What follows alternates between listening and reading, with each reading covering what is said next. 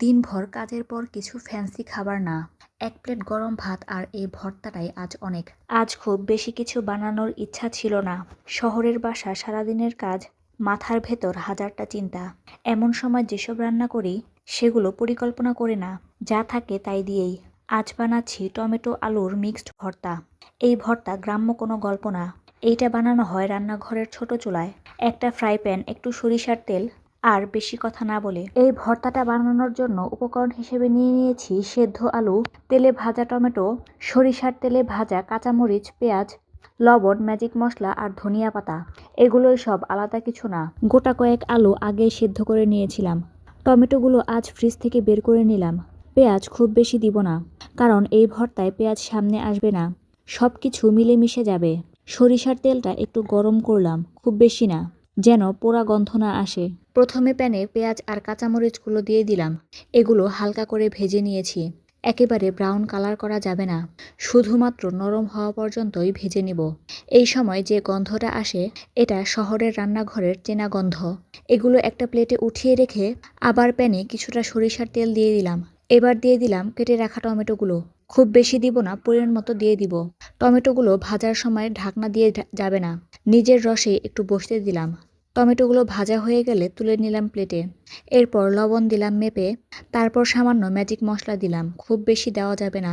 মনে রাখতে হবে, এই ভর্তা ঝাল বা ভারী হওয়ার জন্য না। কাঁচামরিচ, পেঁয়াজ আর ম্যাজিক মশলা টমেটোর সাথে খুব ভালো করে মিশিয়ে নিলাম। এবার এই মিশ্রণটার সাথে দিয়ে দিলাম সেদ্ধ আলু। চামচ দিয়ে ভাঙছি না, হাতের প্রেসারে চেপে মেছাচ্ছি। এই ভর্তা খেতে বসলে বুঝবে, ভালো খাবারের জন্য বেশি কিছু লাগে না। চুলা বন্ধ করে দিয়েছি। অফ ক্যামেরায় এই ভর্তার মিশ্রণের সাথে ধনিয়া পাতা দিয়ে দিয়েছি। আর দিয়েছি 1 চামচ কাঁচা সরিষার তেল, কারণ এই 1 চামচটাই ভর্তাটাকে একেবারে আলাদা করে দেয়। 1 প্লেট গরম ভাত, পাশে এই ভর্তা। ডাল মাছ কিছুই যেন লাগে না। চামচে তুলে ভাতে মিশিয়ে দিলাম 1 লোকমা। এই মুহূর্তে কেউ কথা বলে না। এই ভর্তা কোনো রেসিপি না, এটা একটা অভ্যাস। যেদিন মন ভালো না, যেদিন শরীর ক্লান্ত, যেদিন বেশি কিছু ভাবতে ইচ্ছা করে না, সেদিন লাগে এই ভর্তা। সব খাবার পেট ভরায় না, কিছু খাবার মনটা একটু হালকা করে।